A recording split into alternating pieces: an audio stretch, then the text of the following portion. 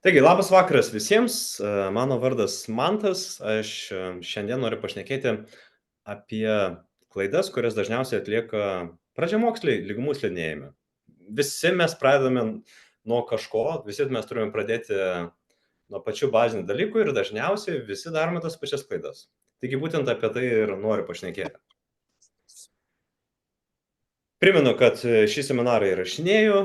Naujai prisijungusiems tiesiog pasitikrinkite, ar jūsų mikrofonas išjungtas. Ir jeigu jis įjungtas, išjungkite, kad nebūtų pašalinių garsų. O jeigu norite kažko klausti, tai drąsiai įspauskite, įjungkite ir sakykite, ką norite paklausti. Pranešimo metu aš klausimų nematysiu susirašinėjime. Jeigu pasakysite garsu, tai aš jūs girdėsiu. O po to, po pranešimo, aš dar pabandysiu pažvelgti į susirašinėjimą. Jeigu buvo kažkokių klausimų susikaupusi ten, visus juos atsakysiu. Taigi, apie dažniausiai daromas pradžiamokslių klaidas. Pats sportavau arba esu personalinio sporte daugiau negu 20 metų ir esu savo kelią nukeliavęs. Ir mano paties mokinimasis prasidėjo nuo pirmų žingsnelių, bet jis visą laiką buvo orientuotas į rezultatą. Ką reiškia rezultatą? Tai įveikti kiek galima greičiau distanciją, pagerinti keliom sekundėm, būti ekonomiškesniu, nepavargti ilgesniam nuotolį. Ir visa technika buvo labai tą orientuota. Visi judesiai buvo nušlifuoti ir visi buvo tobulinami begalę kartų. Ir aš manau, kad susidūriau su ta pačia problema, kaip ir daugelis profesionalių sportininkų, nepaisant kokios sporto šakos. Būtent su ta problema, kad aš pats mokinausi rezultatui. Ir rezultatas labai aiškus. Milisekundės, sekundės turi būti pagerintos. Ir kadangi su tuo gyvenau ko ne 20 metų, tik pirmuosius 10 metų tikrai su tuo, aš ir išauginau tokį požiūrį į sportą, į slidinėjimą, kad viskas turi būti į precizišką techniką, į rezultatą. Skanus jau. Aš dar kažką girdžiu, kad dabar mikrofonas įjungtas. Ir ką turiu meni, kad kai orientavausi į rezultatą, tai mano buvo pirmoji klaida kaip mokytojo, kaip trenerio. Nes nepaisant to, kad aš buvau treneris, na ir dabar esu treneris ir šiuo metu, ko užsiemu, tai esu minkštų įgūdžių treneris, vedu pranešimus. Man nereikia jokių žinių. Atsiprašau, dabar aš tiesiog girdžiu, kad kažkas įsijungęs mikrofoną. Tai aš tiesiog patikrinsiu. Gerai, lik ir visi dabar esame išjungti. Taip, tai ką turiu meni, kad šiuo metu aš esu treneris, turbūt iš mane kai kurie žinote kaip slidinėjimo trenerį, kažką žinote, kad esu pranešėjas, o kai kurie galbūt dirbote su manimi ir ugdydami minkštuosius įgūdžius. Bet tai, kas dabar esu čia ir dabar. Mano paties mokytojo arba trenerio pradžia prasidėjo dar tuo metu, kai buvau mokykloje ir pats mokinausi, kad geriau pasirodyčiau varžybom ir tiesiog vienas iš mano draugų paklausė, o kaip čia su tom slidėm, ką galima daryti, gal galėčiau ateiti. Taip, pasikviečiau, daviau jam inventorių ir pasakiau, ką reikia daryti ir dariau savo treniruotę. Ir kaip jūs manote, kas darėsi tada? To draugo vardas Tomas, mes su juo dar sutarėm, kartais susitinkame, tai vyko Ignalinoje, bet tai buvo pirmas ir paskutinis kartas, kada jis sustojo ant lygumų slidžio. Ir tiesiog nepatyrė gero įspūdžio ir nebegrįžo. Ir tai buvo mano pirmasis mokinys. Kodėl? Na, aš padariau pagrindinę klaidą. Aš tiesiog palikau jį vieną. Aš bandžiau padaryti abu dalykus. Atsivedžiau draugą, kurį norėjau supažinti su šiuo sportu, pats tuo metu užsiėmiau treniruotę. Tai aišku, aš net neįvertinau, kiek yra to sudėtinga, ar ką reikia daryti, tiesiog galvojau, kad jis kažkaip pagaus tos judesius ir atras smagumą pats, bet iš tikrųjų aš nepasidalinau būtent tais dalykais, kuriuos aš žinojau, kurie man padėjo žinoti, kad slidinėjimas yra smagu. Na, žinoma, jis porą kartų nuo kalno nusileido, besileisdamas nugriuvo ir dar po to reikėjo užlipti pačiam su slidėm ir tas buvo daug sunkiau, nešti slidės buvo daug sunkiau negu lipti be jų. Tai būtent dėl tos priežasties jis ir daugiau nebenorėjo to daryti. Aš per daug to nesureikšminau, nes mano tikslo mokinti ir nebuvo. Tiesiog pasikviečiau draugą paslidinėti, jam nepatiko, negrįžo, nieko baisaus. Aš toliau ruošiausi varžybom, pasaulio čempionatam, pasaulio taurės etapam ir galų gale savo svajonę olimpinėms žaidynėms. Ir Po kažkiek laiko, jau kiek vėliau, aš baigiau sportą arba padariau pertrauką 2010 metais ir tuo metu buvau išvykęs gyventi Londone. Ir būtent ten aš pradėjau daugiau mokinti slidinėti. Tik aišku, kadangi Londone sniego yra žymiai mažiau negu pas mus, tai ten mokinamės rieslidėmis. Ir vienas iš pirmųjų dalykų, ką aš ten išmokau, aš iš esmės pakeičiau truputėlį savo paties požiūrį į žmonės besimokinančius slidinėti. Ką tai reiškia? Tai reiškia, kad aš anksčiau įsivaizdavau, kad viskas turi būti orientuota į techniką, į greitį, į grakštų slydimą, pračiuožimą ir taip toliau. Bet žmonės ateidavo tiesiog smagiai praleisti laiką. Iš tikrųjų pasimėgauti. Dauguma net negalvoja apie jokias varžybas. O mano supratimas buvo tik toks, kaip geriau pasiruošti varžybomis. Jeigu einat tiesiog smagiai paslidinėti, tai ko iš čia ateinat. Ir dėl tos priežasties iš pradžių nelabai sekėsi mokinti, bet aš galėjau kompensuoti savo kaip trenerio gabumus tuo, kad tiesiog galėjau grakščiai čiuožti, šokinėti, apsisukti ir tai žmonėms įspūdį padarė ir kai kurie dėl to ateidavo pas mane tiesiog kartu pabūti. Nelabai kažką išmokindavau, bet pritraukdavau žmonių ir po truputėlį juos mokinau. Ir iš tikrųjų didesnį darbą aš pats dariau, kadangi aš pats mokinausi. Ir per pirmasis pamokas aš išmokau keletą dalykų. Išmokau, kas neveikia. Taigi visada prieš pamoką mes darydavom koordinacijos ir saugumo apmokymus, kaip elgtis ant rieslidžių, tiesiog vaikščiodami ant žolės. Darydami pratimus ant žolės. Ir vis dėlto šis dalykas nepasiteisino. Jis nėra kažko žalingas, jis tikrai nieko blogo nedaro, bet pastebėjau, kad ar aš su savo mokiniais einu ant žolės kažką daryti, ar neinu daryti, kai užlipu ant asfalto, vis tiek reikia mokintis tuos pačius judesius. Vis tiek reikia įsivažiuoti, vis tiek reikia atrasti, kaip pasitikėti riedėjimu ir niekaip jam nesipriešinti. Ir supratau, kad tiesiog žolė yra smagu, yra geras laikas užimti, geras būdas užimti laiką, bet iš mokymo pusės nėra efektyvu. Tai tiesiog, jeigu tą praleidžiam, mes greičiau judam į priekį. Kitas dalykas, kurį sužinojau, arba kurį ilgiau užtrukau net keletą metų suprasti, tai yra važinėjimas be lazdų. Ir čia su slidėm, su rieslidėm neturi reikšmės, bet be lazdų. Ir taip, turbūt kai kuriem kyla mintis, kad tai labai geras pratimas, taigi pajausti slides ir čiuožimą ir praslydimą, nesukčiausias perspaudžiam lazdom. Taip, tai padeda pajausti, kaip galima slysti be lazdų su slidėmis, bet su to yra viena bėda. Kai tik duodavau žmogui 2 lazdas užsidėti atgal, viskas vėl griūdavo. Vėl viskas grįždavo į tas vėžes, kur būdavo, nes žmogus turėdavo lazdas. O kai gaudavo lazdas, vėl įsitemdavo pečių juostą, nugarą ir norėdavo saugiai jausti žmogus įsirėmęs lazdomis. Ir ką išmokau, kad yra vienas kompromisas. Galima mokintis be lazdų, bet laikyti lazdą rankose. Arba be lazdų, bet tiesiog jomis nesispirti. Arba naudotis tik viena lazda. Bet pagrindinė mintis yra ta, kad mūsų pasąmonė mato visiškai skirtingus judesius. Ar mes slidinėjam be lazdų, tiesiog su slidėmis, ar su lazdomis slidėmis. Nes tada įsijungia viršutiniai raumenys ir pasąmonė bando įdarbinti rankas. Tai visas tas darbas, kurį mes darom prieš tai, nėra, kad nueina per nieką, bet tiesiog jis nepalengvina darbo po to. Tai geriausiai per daug su tuo neužsižaisti, pabandyti galima įvesti, pajausti judesį, bet per daug slidinėdami be lazdų savo technikos nepagerinsite. Dar vienas dalykas, ką supratau, kad tie žmonės, kurie pasirodydavo gana retai, taip retai kaip jaunas mėnulis, tai reiškia kartą per mėnesį, irgi rezultatų labai neparodydavo. Kodėl? Todėl, kad kai praktikuojamės taip retai, kad tiesiog būnam kartą per mėnesį, tai mūsų kūnas nebeatsimena judesio. Tiesiog per ilgas laiko tarpas. Taip, mūsų galva atsimena, ką reikėjo daryti, bet kojos rankos to nebedaro. Ir čia pastebėjau, kad optimaliausias laikas yra, kai išlaikom bent nedaugiau negu savaitę tarp užsiėmimų. Tai ką reiškia, jeigu mes norime suformuoti naują judesį, tai reikia išeiti bent kartą per savaitę. Jeigu 2 eisim, dar geriau, bet bent kartą būtų labai gerai.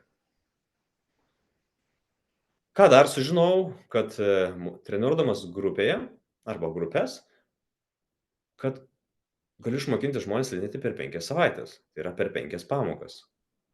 Tai nereiškia, kad jūs galėsite šliuožti lygiai taip pat kaip aš arba daugumų profesionalų, bet tai reiškia, kad po 5 savaičių jūs galėsite įvaldyti kelias žingsnius ir kad galėsite išvažiuoti atostogų arba netgi galbūt sudalyvauti ilgesniam maratone. Na, tuo metu buvo tas labai populiaru, kad tiesiog išmoks slidinėti, nuvažiuoti paslidinėti per atostogas ir dar pabaigoje atostogų sudalyvauti slidinėjimo maratone. Ir čia buvo mano nuostaba. Aš pats tikrai negalėjau to patikėti, bet supratau, per kokį trumpą laiką žmogus gali išmokti pagrindinius judesius, kad iš tikrųjų galėtų šliuožti slidėmis. O aš išaugau su tuo, kad minimum 2 metai, galbūt net 3 metai, kad iš vis galėčiau dalyvauti varžybose arba kad galėčiau vadinti save slidininku.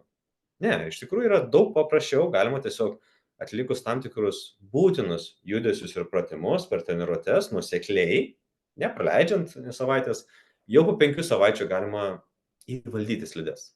Tai nėra visiems, bet tiems, kurie yra imlus, kurie mokinasi, kurie klauso, tą gali padaryti. Taip pat pastebėjau, kad žmonės, kurie mokinasi asmeniškai, netgi gali tą padaryti ir po 3 savaitės arba po 3 pamokos.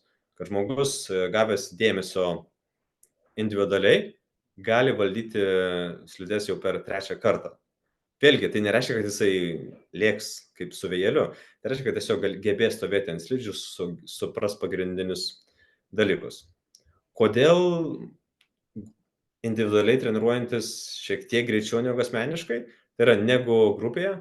Aš manau, todėl, kad kai esame grupėje, tai mes tiesiog darom tam tikrus pratimus, kurie yra skirti grupiai. Ir kai kurie dalykai mums sekasi gerai, bet kadangi yra grupė, mes turim išlaikyti tą patį tempą ir tiesiog tokio progreso nedarom. Kai darom individualiai, tie dalykai, kur sekasi gerai, mes juos praleidžiam, judam toliau ir įsirėmėm į tuos pratimus, kurie pareikalauja mus šiek tiek pasistengti. Ir taip mokindamas žmonės, vieną dieną gavau laišką iš Airijoje gyvenančio gydytojo, kuris pasakė, kad nori dalyvauti maratone, kuris yra 90 km ilgio ir jis dar niekada nėra slidinėjęs. Maratonas vyks po mėnesio, todėl jis nori atskristi pas mane, pasimokinti, kad galėtų jam pasiruošti. Ir mano mintis buvo tokios, kad kaip galima per tokį trumpą laiką pasiruošti, ką jis tau galvoja. Atskridęs, aišku, jis man paaiškino, kad tiesiog jo draugai užrašė į maratoną, sakė, kad tu dalyvausi, tada pradėjo domėtis, kas per maratonas, kas gali pamokinti, susiekė su manimi ir skyrė tam visą dieną. Klausiau, ar jis daugiau užsiema kažkokia sportinė veikla, kad ir dviratį bėgioja, kad galėtų užsiimti. Sakė, ne, tiesiog paprastai šiaip yra aktyvus, bet kad dalyvauti kitose varžybose nedalyvauja. Ir mes mokinomės, turėjome porą pamokų, vieną ryte, kitą po pietų. Ir mūsų tikslas buvo toks, kad tiesiog perteikti pagrindinius dalykus, kaip būtų galima išgyventi, išbūti ant slidžių, kai reiškia išgyventi, nepavargti. Kadangi maratonas yra 90 km.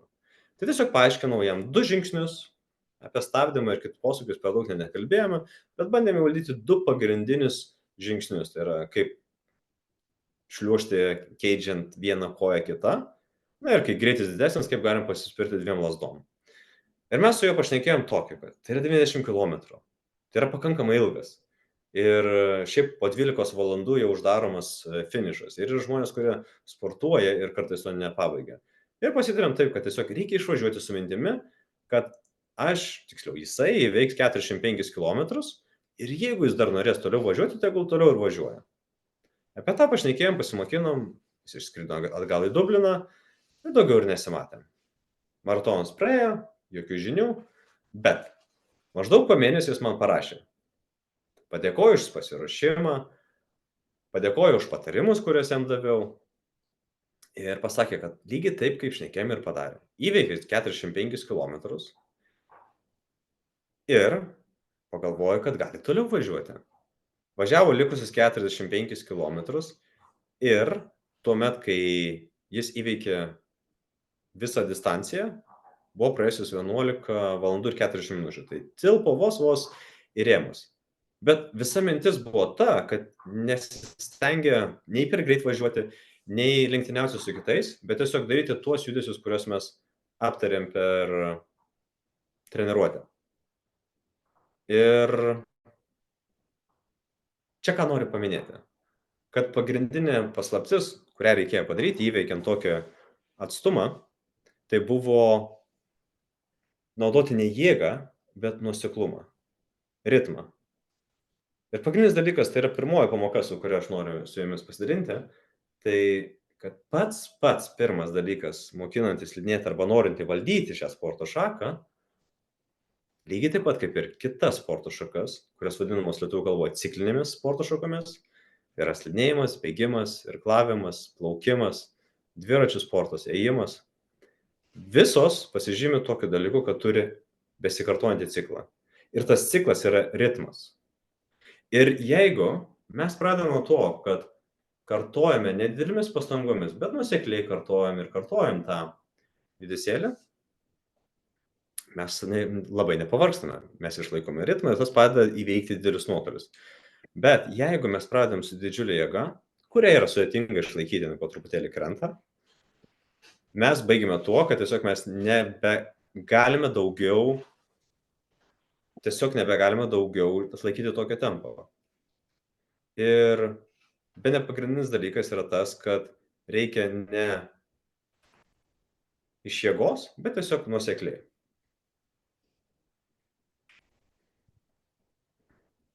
Kita istorija, kurią norėčiau su jumis pasidalinti, tai yra apie pasiruošimą į Grenlandiją.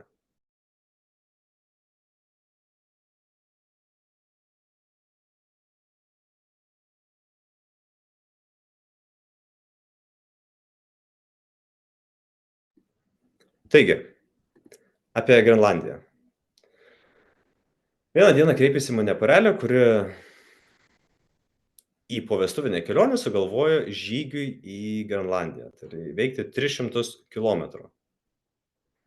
Ir pagalvojau, kad įdomus pasirinkimas, bet žmonės buvo užsidegę tuo ir norėjo pasidalinti. Ir norėjo tiesiog gauti patarimų, kaip pasiruošti tam žygiui Grenlandijoje. Ir tai nebuvo vienos dienos, aišku, tai buvo etapai, kur galėjo sustoti, pailsėti ir toliau tęsti, bet vėlgi dirbame prie to pačio dalyko, tiesiog išlaikyti nuoseklumą ir ritmą ir būtent tai irgi buvo dalykas, kuris jiem padėjo įveikti šią distanciją.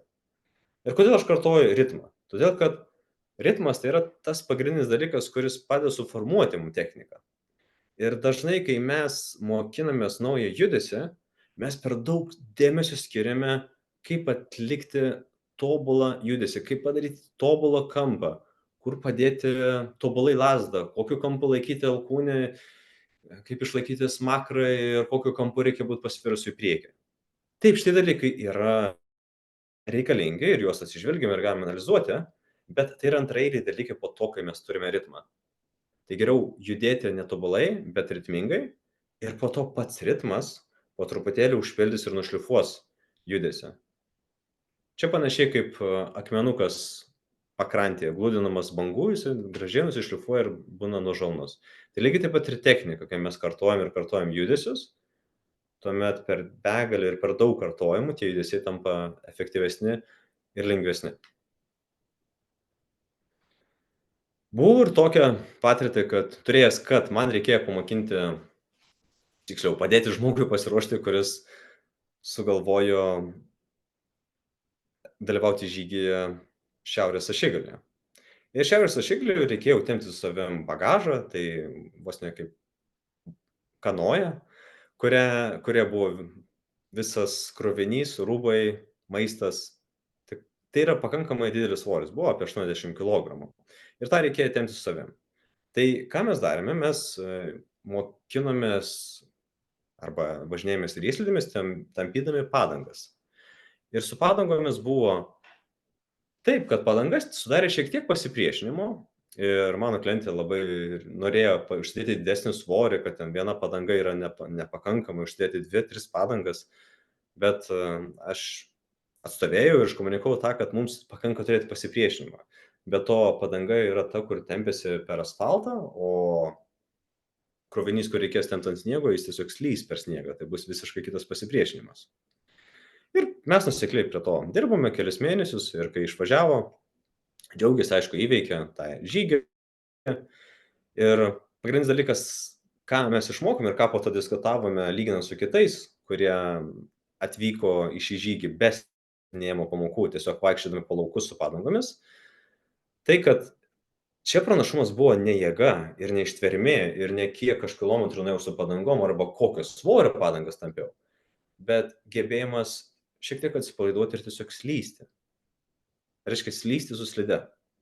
Ir čia esminis dalykas yra, jeigu mes turime jėgos arba galime daug traukti, tempti, tai mums padeda, kai mes einam. Bet su slidė yra šiek tiek kitaip. Slidė slysta. Ir kartais užtenka tiesiog virsti visų svorių ir tas svoris pradeda tempti ir mūsų kūną ir krovinį esantį gale. Taigi, mintis yra tame, kad vėlgi, jeigu mes pradedam ugdyti save, darydami kažkokius kitokius pratimus arba ugdydami jėgą, ta jėga yra labai gerai, bet reikia per daug nesužaisti, tą išnaudoti tiesiog kaip sužadinti tam tikras savybės arba jėgą, bet galų gale vis tiek didžiausią dalį praktikos reikia atlikti slystant. Ir čia turbūt kai kurie iš jūsų pagalvojat, kad labai panašiai kaip kalbėjau su lasdomis. Jeigu mes mokinamės be lasdų, kai reikės uždėti, vėl reikia iš naujo mokintis. Taigi visokius dalykus, kuriuos mes darome papildomai, arba kurie yra šiek tiek nestandartiniai ir kurie nesusijęs su pagrindinė veikla, su jais reikėtų per daug nesužaisti. Greičiau eiti tą dalį, kur slystam. Greičiau eiti tą dalį, kur išlaikom ritmą. Tai ritmas, slidimas yra pamatiniai dalykai, nuo kurių mes pradedam lipdyti techniką. Na, padėjau vienam žmogui pasiruošti į šiaurės ašigalį. Atsirado žmogus, kuris užsirašė ekspediciją Antarktidoje. Ir principas buvo labai panašus. Taip reikėjo traukti bagažą, pabandėm kitokiais būdais, padangų netampėm, bet tiesiog pavažinėjom su rieslidėm per žolę, per asfaltą, kad pajus pasipriešinimą. Ir įdomiausia tai, kad nebuvau iki galo tikras žmogus užsirašė rimtai tam pasiruošti, nes jis per daug nesistengė, bet tiesiog susikdavom kartą per savaitę pasportuodami, jis taip pat tenisą žaisdavo. Ir taip po kelių mėnesių išvyko į Antarktidą. Ir įdomiausia buvo tuomet, kai jau grįžo po kelionės ir pirmas dalykas, ką išlipęs iš lėktuvo Argentinoje, man parašė žinutę. Parašė žinutę tai, kad labai padėkojo už visus patarimus, kaip techniškai slysti, kaip atsipalaiduoti ir mažiau jėgų naudoti. Ir tik po to, kai susitikom gyvais, paaiškino, kas vyko. Paaiškino tai, kad nors kelionė arba žygis Antarktidoje iki pietų ašigalio atrodo įspūdingai romantiškai, bet ta romantika dingo jau pirmos dienos vidury. Kodėl? Todėl, kad vaizdas buvo labai paprastas. Tiesiog balta, lygumos ir reikia tiesiai. Ir kadangi ten ir šalta, reikia būti apsirengus. Ir kadangi reikia būti apsirengus, tai su nieko ir šnekėti nepavyksta. Tai praktiškai visą dieną, kol šviesų reikia judėti, būti vienam su savo mintimis, o vakare tiesiog visi pavargę irgi nori pailsėti, nori miegoti. Ir tą supratęs klientas man pasigodė, kad žinojo, kad reikės pabūti likusias 13 dienų, kadangi pati kelionė truko porą savaičių. Tai iš dalies pasigailėjo, kad ten atvyko, bet pasirinkimo nebuvo, reikėjo tęsti ir kelionę įvykdė. Ir pačioje pabaigoje jis dar paminėjo svarbų dalyką, kad jis tą įveikė ne dėl to, kad buvo fiziškai stiprus, bet kadangi jis slydo ir kadangi jis galėjo lasdomis save papildyti ir tiesiog judėti pirmyn. Kadangi visi kiti ekspedicijoje dalyvavo, tai buvo žmonės, kurie buvo įkopę bene į kiekvieno žemyno aukščiausią viršukalnę. Jie labai sportiški, bėgiojo maratonus, ultramaratonus. Ir su slidėmis bėda buvo ta, kad jie taip pat bėgo. Ir aišku, jo atžvilgiu tai buvo pranašumas, kadangi jis lengvai slydo, mokėjo su slidėmis lysti, kol kiti tiesiog su slidėmis ėjo ir bėgo, tai jis galėjo tą kompensuoti per lengvus judesius ir įveikti tą pačią distanciją. Nes fizinis pasiruošimas buvo netitinkantis kitų sportininkų arba dalyvių dalyvavusių šiame žygyje. Ir ką vėlgi noriu priminti, kad šitoje vietoje tiesiog reikia būti savim, koncentruotis į ritmo išlaikymą ir slydimo tolyn. Taip pat turėjau tokią įdomią patirtį, kai viena iš pažįstamų kalnų slidininkė tiesiog surinko savo pažįstamų draugų būrį ir užregistravo sudalyvauti Gineso rekorde. Gineso rekordas buvo toks, kad tiesiog 5 slidininkai susirišę virve turėjo kiek galima greičiau įveikti mylią. Jie tą mylį įveikė, užsiregistravo Gineso rekordai, bet dar prieš pat pasirodymą paprašė manęs, kad aš šiek tiek padėčiau jiems susistyguoti, kad galėtų kartu kaip komanda stipriai važiuoti. Ir aišku, pagrindiniai iššūkiai buvo tokie, kad stipriausias per stipriai tempė ir lėčiausias tiesiog negalėjo išstovėti ant slidžių. Tai ką mes pabandėme ir susikoregavome, kad reikia diktuoti ritmą pagal tą, kuris yra lėtesnis, kad jis galėtų palaikyti ritmą, koks tinkamas visiems. Bet tai reiškia, kad važiuoti taip lėtai kaip lėčiausias, bet tiesiog laikytis to paties ritmo. O kai ritmas yra tas pats, tai aš galiu spirtis ir stipriau, ir mažiau, panašiai kaip apsukos ant dviračio. Galiu išlaikyti tas pačias apsukas, bet galingumo pasirinkti pagal pavarų pasirinkimą. Ir kitas dalykas, ką aš iškomunikavau, kad norint stipriau spirtis, visada reikia nestipriau spirtis rankomis žemyn, bet tiesiog aukščiau pakilti. Ir čia kita pamoka, jeigu norite galios arba norite išlaikyti tą patį ritmą, tai labai svarbu, ypač kai spirimės klasikiniu žingsniu 2 lasdomis, tai nesispirti 2 lasdom žemyn iš jėgos, bet tiesiog kilti visų kūnų aukštyn ir sukurti potencinę jėgą, kuri bus konvertuojama į praslydimą vėliau. Kodėl taip vyksta? Todėl, kad kai mes norime pasispirti, kai jaučiam pasipriešinimą, tai rankos yra ta kūno dalis, kur suteikia mums stabilumą. Kojos juk nestabiliai stovi, jos ant riedslidžių, ant slidžių. Jos visą laiką juda, visada slidime. Bet rankos tos, kurios įprastai mus apsaugo, kur galime įsiremti. Ir dėl to kūnas nesąmoningai taip pat įsirėmęs į lasdas, bando įsiremti, bando apsisaugoti. Bet čia yra pirmoji klaida, dėl kurios mes ir pradedame lėtėti, pradedame pavargti. Ir geriausias būdas, kai jaučiame, kad rankos pradeda vargti, kai jaučiame, kad pradame vis žemiau nusilenkti ir sunkiau pakilti viršų, geriausias būdas savo priminti, kad mūsų užduotis yra nesilenkti žemyn, bet tiesiog aukštyn pakilti. Juk pagalvokit, jeigu mes aukštyn pakyla, mes vis tiek nusileisime, gravitacija veikia. Bet jeigu mes stipriai pasispirsime ir žemai nusileisime, mes natūraliai aukštyn nepakilsime. Todėl visada efektyviausia yra kilti viršų, tik aukštyn, aukštyn, aukštyn ir išnaudoti, kiek nukrentam, kiek gravitacija mus patraukia, tiek ir užtenka. Bet visada kilti tiek pat aukštyn, kaip ir pradžioje. Toliau. Buvo ir tokia patirtis, kad tiesiog turėjau grupelę mokinių ir nutiko taip, kad buvo didžiulė įvairovė. Ta didžiulė įvairovė tai buvo 3 skirtingų gabumų grupelės vienoje grupėje. Tai buvo 3 mokiniai, kurie labai greiti, kuriem iš karto gavosi čiuožimo žingsnis ir jau norėjo su lazdom ir lėkti ir daryti pratimus ir išvažiuoti pasivažinėti. Tad buvo grupelė žmonių, kurie tiesiog normaliai mokinosi, kurie palaipsniui norėjo daryti pratimus, jiems sekėsi nei gerai, nei blogai. Ir buvo viena mokinė, kuriai tiesiog nesisekė iš karto pagauti judesių. Tai nebuvo, kad jinai nebuvo negabi, bet tiesiog iš karto nepavyko taip lengvai padaryti kaip kitiems. Ir buvo šiokia tokia dilema, ar susikoncentruoti į lėčiausius ir tada nekreipti dėmesio į greičiausius, o galbūt kaip tik smagiai leisti laiką su greitais, o tie lėti koks skirtumas vis tiek, jiem jau nepadėsiu. Bet ne. Tuo metu aš tiesiog pagalvojau, kad pabandykime padirbėti su visais. Tai kadangi tie, kurie buvo greiti, tai daviau pratimų, kurie buvo smagus ir kad galėjo pabandyti save ir kad ištestuotų save.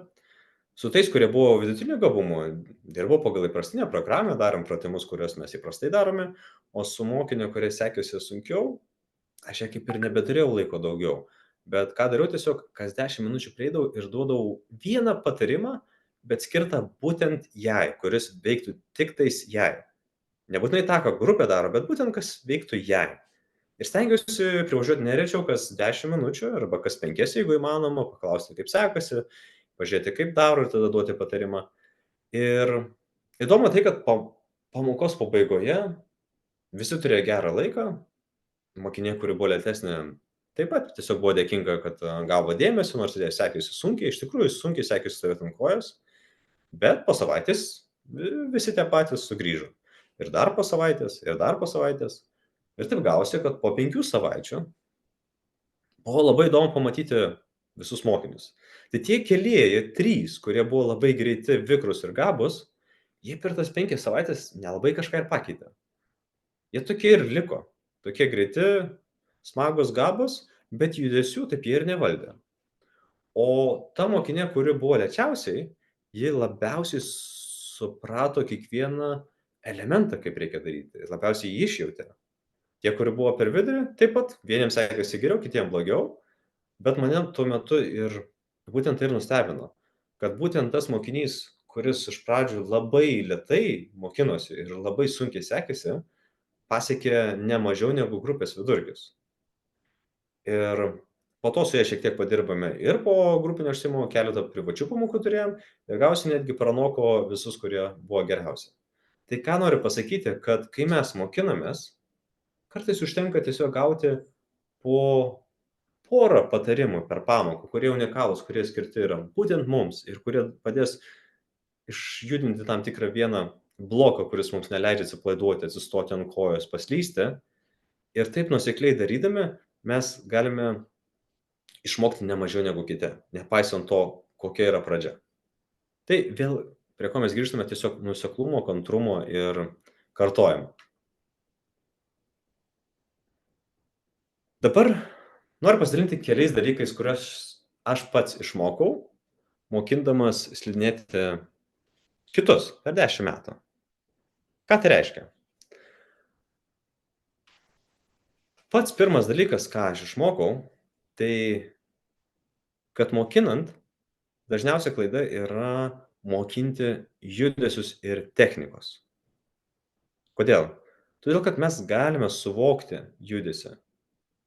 Galime suvokti, kaip tai atliekama, kokią koją reikia pasispirti ir kuris raumuo turi įsijungti. Bet bėda yra ta, kad tas logiškas suvokimas, jis suvokia tiesiog kaip kitas žmogus daro. Bet tai nepadeda mums patiems padaryti judesio. Nes kartais, kai reikia daryti, nepaisant to, kaip gerai paaiškinu ar keliais būdais paaiškinu, vis tiek būna nepavyksta. Ir lygiai taip pat pastebėjau, kad pokyčiai pradėjo vykti ir žmonės pradėjo greičiau mokintis, tuo metu, kai pradėjau aiškinti ne apie tobulą judesį, kaip reikia atlikti, bet apie jausmą, kurį žmogus turi pajusti, atlikdamas tą veiksmą, kurį aš noriu jam perteikti. Ir kai pradėjau pasakoti jausmą, kas tuomet nutiko? Mes tuomet pradėjom kalbėti, kaip tą jausmą galima pagauti, kokį judesį galima daryti, kokią mintį savo reikia perteikti, kas tai yra per jausmas. Tuomet mes testuodavom, bandydavom ir įdomiausia būdavo tai, kad jeigu žmogus pagauna jausmą, tuomet jis prasideda savo idėjomis, kaip galima tą jausmą susikurti, ką galima padaryti. Ir kas dar geriau, kad kitą treniruotę atėjęs, žmogus visiškai neatsimena, ką darė arba kokiu kampu turi būti alkūnė, lazda ir taip toliau, bet labai gerai atsimena tą jausmą. Būtent tą jausmą, kuris padėjo jam gerai slysti, stabiliai stovėti. Ir kai tą jausmą atsimena, jis gali pats susidėlioti žingsnelius, kaip vėl tą jausmą pasiekti. Ne visada gaunasi, gali patarti patarimų kito manęs, bet jausmo pamiršti neįmanoma. Ir čia vienas iš dalykų papildomų, kuriuos su jumis noriu šiandien pasidalinti, tai yra tai, kad kai mes mokinamės, nepersistenkime su tam tikra teorija, su technikos, suvokimu, mechaniniu. Pasistengime daugiau įeiti į jausmą. Taip, mechaninis supratimas naudingas, bet ką jis daro? Mechaninis supratimas reikalingas suvokti užduotį. Bet kai užduotį atliekame, priminkime savo, kad užduotį atliekame tam, kad mes pajustumėm kažką. Slidimą, saugumą, stabilumą, smagumą, užsinešimą. Tai yra jausmas. Ir kai kažkokią informaciją gavome, Tai geriausia ją suvokus eiti ir testuoti. Ir kai mes ją testuojame, mes tuomet galime reflektuoti, bandydami atpažinti, kokius pojūčius mes patyrėme. Ir jeigu mes mokinomės iš kažko, galime paklausti, ar tai yra tas jausmas, apie kurį mes šnekame. Ir jeigu ne visai tas, tada galime pakoreguoti judesį. Iki tol, kol būsime arti to jausmo, arba gausime būtent tą jausmą, kurį reikia jausti. Ir po to kartojam, ir kartojam, ir kartojam. Ir kas nutinka, kai mes kartojame, jausmai pradeda patys mus vesti tinkamą linkme. Kūnas pradeda daryti judesius pats tas, kurias reikia. Ir kodėl tas jausmas būtinas? Tas jausmas būtinas netgi ir profesionalui. Nes profesionalas per varžybas nebetlieka techniškų judesių. Profesionalas per varžybas tiesiog stovi prie starto linijos ir važiuoja iš jausmo, slysta iš jausmo, stabdo iš jausmo. Ir kartais jaučia, kada gali pridėti daugiau, ar jaučia, kada galima pamažinti. Kodėl jausmas? Todėl, kad mes, žmonės, negalime jausti laiko, mes negalime jausti greičio. Mes jaučiam, kad judam greitai, bet ar labai greitai, ar super greitai, mes negalime to identifikuoti. Viskas vyksta pagal kontrastą, pagal palyginimą su tuo, kaip kitas slysta, arba kaip slydau prieš tai, arba kaip slydau vakar. Bet jausmas, ar aš laikau pusiausvyrą, ar aš laikausi stabiliai, ar aš kvėpuoju pilną krūtinę, ar mano nugara tiesi, ar mano pilvo presas dirba, ar tempiu galinį šlaunies nuo raumenis, kai pasispiriu. Ar jausmas, ar aš pakankamai pakylu viršų taip, kad net kulnai pakyla, tą aš visada galiu jausti. Ir tai yra būdas reguliuoti savo techniką. Ir taip, tai veikia slidinėjime, bet kaip diskutavau su kitais sportininkais, tai veikia tas pats ir kitose sporto šakose, ir dviračiuose, ir plaukime, ir bėgime. Ir lygiai taip pat muzikoje tie, kurie dainuoja, kurie instrumentus naudojasi, taip pat pasakojo, kad kai geriausias pasirodymas vyksta, tuo metu dingsta visos mintis arba natos, tiesiog tuo metu jaučia ir tada būna geriausias pasirodymas. Taigi, ką ir norim perteikti, kad kai mokinamės, neužsižaiskime su technika, bet skirkime dėmesio pajausti jausmą, kurį jaučiame tuo metu, kai darome judesį teisingai. Kita pamoka, kurią aš mokau, tai yra tai, kad judesiai yra nematomi. Ką noriu pasakyti, sakydamas, kad judesiai yra nematomi? Lygiai taip pat kaip šie pėdsakai, pėdos sniege. Mes matom pėdas, bet mes nematom atliekamo žingsnio. Mes galim tik įsivaizduoti, kaip jis buvo atliekamas, improvizuoti. Lygiai taip pat, kai matome kitą žmogų atliekantį judesį, mes matome pasekmę tų judesių. Bet mes nematome pačio veiksmo arba minčių, arba to jausmo, kurį sportininkas atlieka. Ir dėl to kartais atrodo, aš matau, šalia žmogus daro, tiesiog reikia tą patį kopijuoti, daryti ir nepavyksta. O kodėl nepavyksta? Todėl, kad mes skirime dėmesį, bandydami nukopijuoti judesį iš išorės, galutinį rezultatą, nebandydami atskirti arba suvokti, apie ką žmogus galvoja, ką žmogus tuo metu jaučia, kad tai įvyktų. Pavyzdžiui, kai reikia pasispirti čiuožėjui žingsniui slidėmis, tai akivaizdus dalykas, kurį mes matome, kad yra pasispirimas, kad koja pasispiria kad slidė eina iš šono ir koja labai stipriai atsispiria nuo sniego. Bet jausmas yra visiškai kitoks ir mintis yra visiškai kitokia. Profesionalai, kurie spiriasi, jie nebegalvoja apie pasispirimą, jie tiesiog galvoja apie tai, kaip laikytis ant tos atraminės kojos ir visų kūnų žengti į priekį. Ir čia esminis skirtumas. Ne pasispirti koją, bet visų kūnų žengti į priekį. Ir dabar kas vyksta? Kai aš visų kūnų žengiu į priekį, aš krentu nuo atraminės kojos pirmyn ant tos kitos kojos, kurios turi slysti. Ir bekrisdamas, mano kūnas natūraliai atsispiria. Tuo metu mes matome pasispirimo žingsnį, čiuožėjo žingsnį. Bet aš apie tai negalvoju. Aš jaučiu tik žingsnį į priekį. Ir taip tas pasispirimas vyksta. Ką žmogus mato stovėdamas iš išorės, mato, kad aš galingai spiriuosi su koja. Ir ką žmogus matydamas iš išorės bandys padaryti, bandys nukopijuoti tą patį judesį, galingai spirtis koją. Ir kaip jam seksis? Seksis kitaip, ne taip, nes kopijuos tai, ką mato iš išorės, o ne tai, ką reikia jausti. Ir dėl to mokindamas, taip, aš parodau maždaug dėl įdomumo, kad suprastų žmogus, ką reikia daryti, bet stengiuosi labai akcentuoti į tai, ką turi jausti, į tai, kur turi būti mintis. Kitas pavyzdys.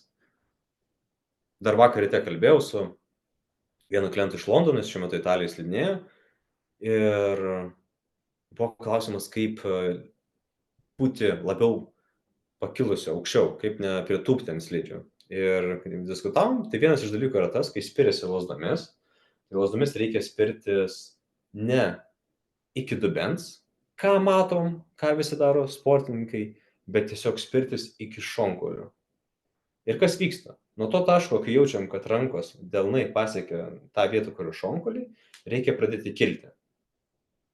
Ir atrodo, ne, aš ne tą matau, ką kiti daro, tai tikrai ne nuo šonkaulių kyla. Bet mintis yra ta, kad kai aš siunčiu impulsą iš galvos ar kelti rankas, tai mano rankos dar vėluoja. Ir tuo metu nuo to taško, kai aš siunčiu impulsą nuo šonkaulių, mano rankos dar keliauja iki dubens ir gaunasi lygiai toks pat judesys, ką daro visi kiti.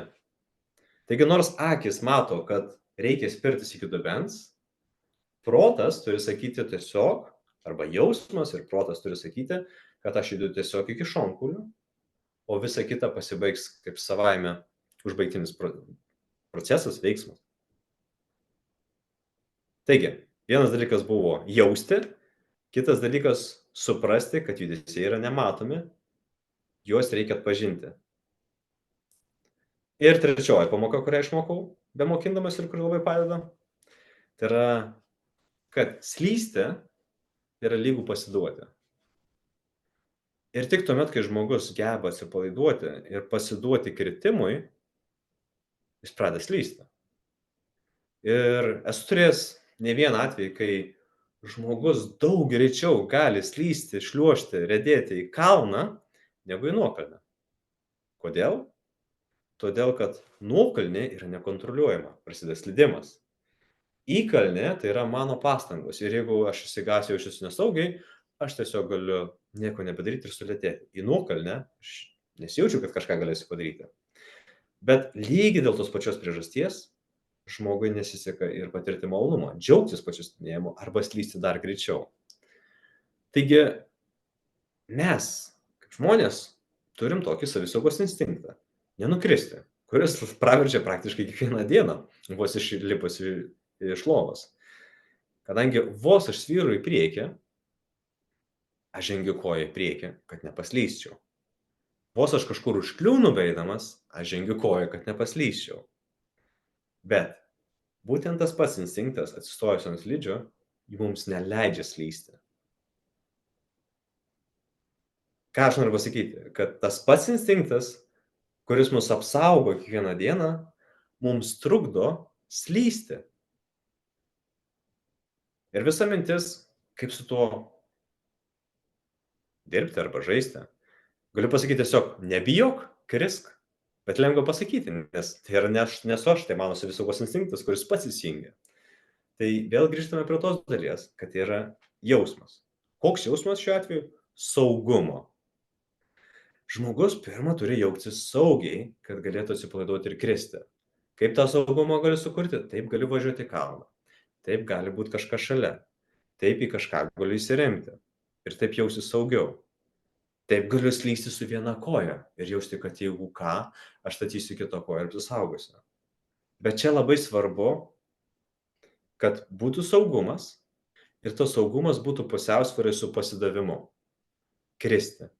Ir kai krisiu, kas fiziškai yra neįmanoma ant slidžių nukristi, nes krentant ant kelių tiesiog slidės slys, pabandykite nukristus stovėdama ant slidžių ant kelių, niekaip nenukrisit. Ant rankų taip galima, ant kelių niekaip, tiesiog slysite. Tai yra tai, ką daro kiekvienas profesionalus slidininkas, norėdamas slysti. Tiesiog krenta ant kelių kiekvieną žingsniu. Ir dėl to slysta taip galingai ir greitai.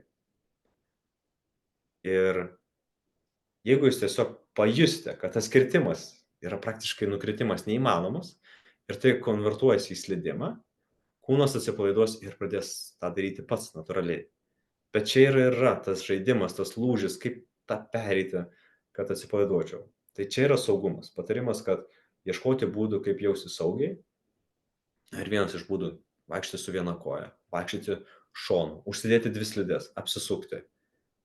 Įlipti į pusnis, kur sniegas daug lėtesnis. Ir pajausti, kad ten galiu po truputėlį kristi.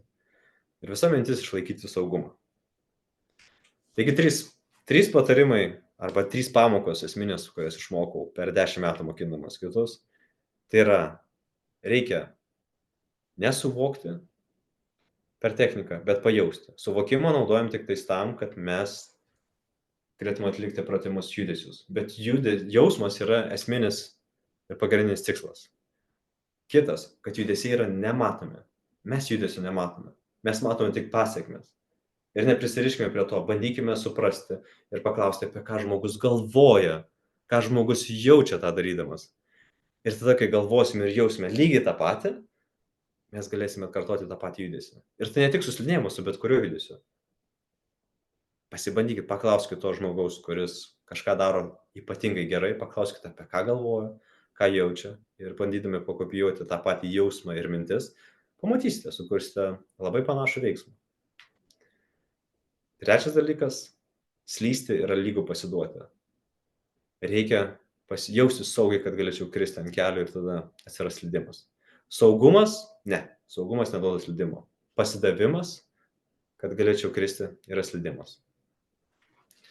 Taigi, būtent atsižvelgęs iš tuos dalykus, aš stengiuosi mokinti pastaruosius jau 5 metus ir pastebėjau, kad žmonės mokinasi greičiau. Per trumpesnį laiką išmoksta, neapkrauna galvos techniniam detalėm ir išmoksta slidinėti gana greitai.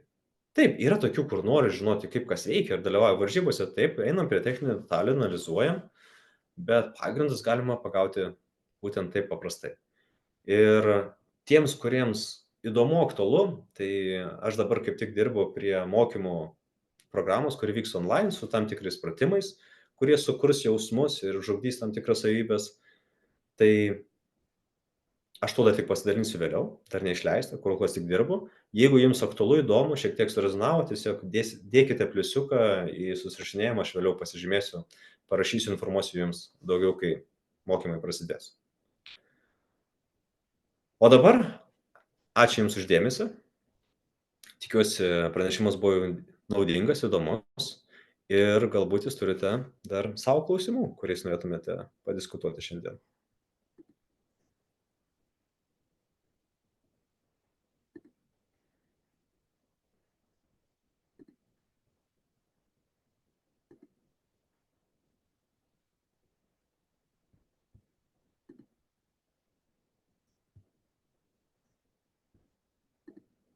Gal tada ir paklausiu, taip, kad ir kitų negąsdinti savo baimėmis. Čiuožiant nuo kalno būna taip, kad priekinė slidė arba bandant stabdyti susikryžiuoja. Ir tada įvyksta tokia nemalonus atvejis. Kaip Jūs sprendžiate, kad netolygiai pasiskirsto ar krūvis, ar kaip, kad viena slidė kartais gali nučiuožti ne tokiu kampu, susikryžiuoja arba dar kažkas tai vyksta. Dėkui. Kaip Jūs padėtumėte? Taip, tai supratau, pažįstu tokį dalyką. Tai paprastai būna, taip, tiesiog nelygiai stempusios abi kojos ir tuo metu kas nutinka. Tiesiog nelygiai mes įsirėmėm abiejomis kojomis. Tarkim, viena koja įsirėmėm daugiau kulnu, o kita koja nejučiomis daugiau įsirėmėme visą pėdą arba priekinę pėdos dalim. Ir natūraliai ta, kur daugiau pėdos dalimi, jinai linkusi užlipti ant tos slidės, kuri lipa, kuri slysta tvarkingai. Tai geriausias būdas būtų tiesiog atpažinti, kuri koja yra truputėlį ta nesaugesnė, kuri nelabai nori įsiremti, tokia atsargesnė. Ir tuomet veiksmą daryti būtent per silpną koją. Ir per silpną koją kokį veiksmą reikia daryti? Tiesiog stumti kulną į išorę. Silpnosios kojos kulną stumti į išorę. Kas tuomet nutinka? Kad didesnė raidelė gautųsi, kažką tokio, taip? Taip, tik tais kartoju, kad per silpnąją koją darykite. Stiprioji prisitaikys, darys viską identiškai kaip silpnoji. Nes dažniausiai klaida būna per stipriai bandom kontroliuoti ir sąmoningai nesuvokiam, ką daro silpnesnioji. Jeigu visą dėmesį skirstė silpnesniai, tai dešinė pristaikys darys viską identiškai. Dar yra kitas niuansas, kad nutinka toksai dalykas, kai būna nelygus paviršius, kupstelis atsirado, šaka kažkokia atsirado, kurią reikia peršokti, ar kažkaip taip. Čia jau sunkiau sukontroliuojami dalykai, tada jau tikriausiai įsijungia pasąmonę ir daro tai, ką reikia, kai yra įgūdžiai tam tinkami. Bet Jūs kai kalbate mokomės lygumoje ar nuokalnėje, ar nuokalnėje. nuokalnėje. Tai jeigu nuokalnėje važiuojame, tai visuomet padeda turėti svorį ant kulnų, nes kas būna, kai svoris būna ant kulno, tai visuomet priekis būna lengvas. Ir kai priekis yra lengvas slidės, jis tuomet labai lengvai lipa per bet kokį nelygumą ir jos taip nestabdo. Tai lygiai tą patį galim pabandyti daryti, tiesiog įvažiuoju suspausta trasa ir reikia išvažiuoti į pusnį. Įsirimiu kulnais, tai tas prisipriešinimas, kuris mane stabdys, jis man neleis nuvirsti, aš sustosiu į slidės į pusnį. Tai per lygumus geriausia svoris ant kulnų ir jeigu žinote, kaip leisis įsirėmus alkūnėmis į kelius, tai tas irgi padeda į visą kūną laikyti tvirtesnį. Ne, nežinau, kaip šito. Ir Gerai. ta mintis, aš gal irgi dar pratęsiu klausimą, jeigu galima dar įsiterpti. Žinoma. Kai bandau ant kulnų, matomai viršutinė kūno dalis kitaip susidėlioja ir man tada slidės pračiuožia į priekį ir aš tada dar pupt ant užpakalio. Taip. Tai labai tiksliai apibūdinot.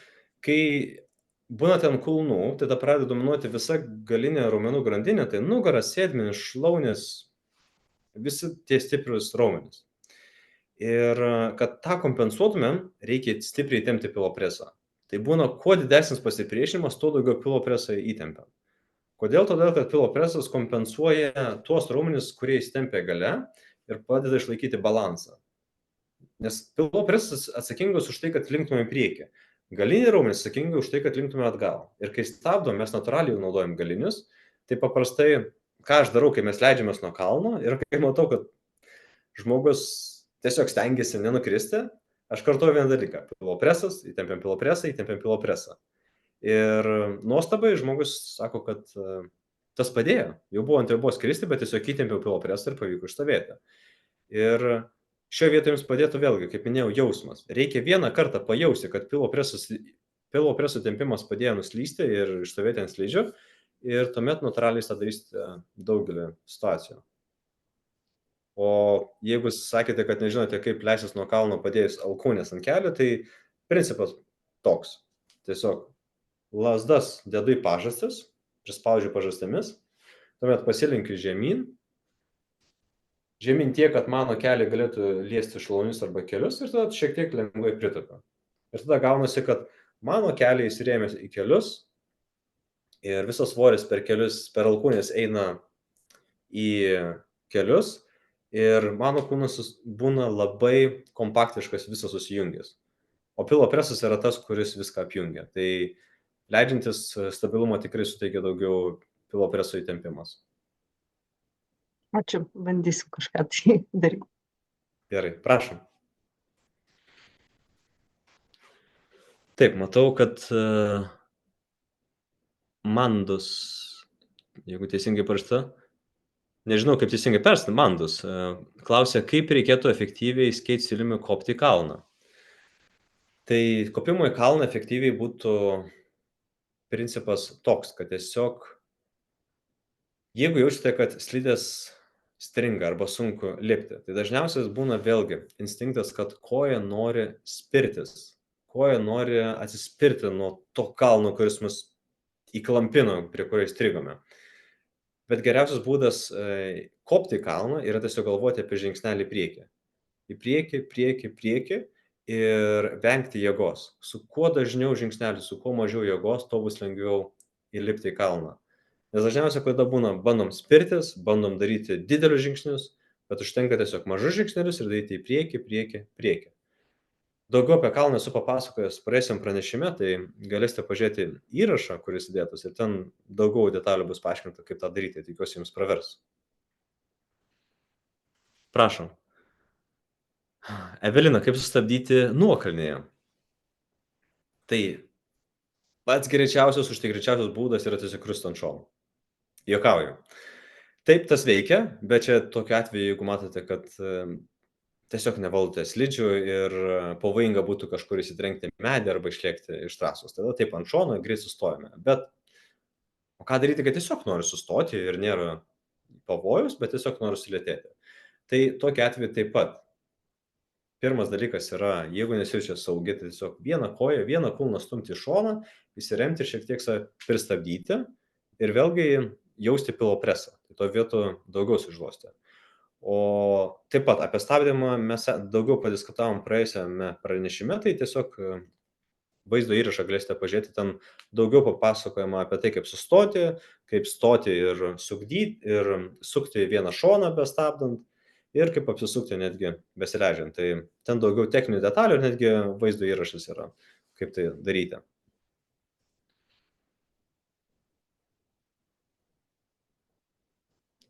Įrašo pasidalinsiu, atsiųsiu šiek tiek vėliau nuorodą, kad galėtumėte pamatyti tą įrašą. Tai tiesiog brūkštelkit man į chatą, kurie norėtumėte gauti įrašą ir tuomet aš jums rytoj išsiųsiu. Tai ten daugiau papasakoma, kaip užkilti nuo kalno, kaip nusileisti ir kiti elementai. Ar turime daugiau klausimų?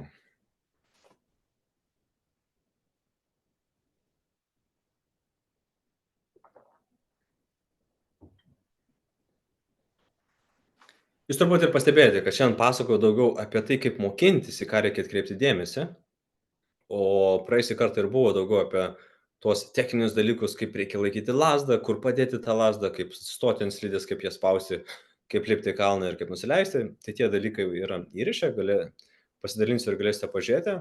O dabar apie pačias tas dažniausias klaidas ir požiūrio taške, kurį reiktų keisti ir kuris padėtų mums daugiau išmokti.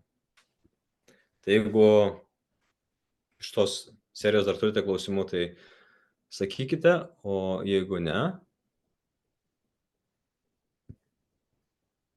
aš suprantu, kad šio vakaro klausimus kaip ir padengėme. Ačiū Evelina, džiaugiuosi, kad buvo įdomu. Taigi dabar spaudžiu tiesiog sustabdau filmavimą.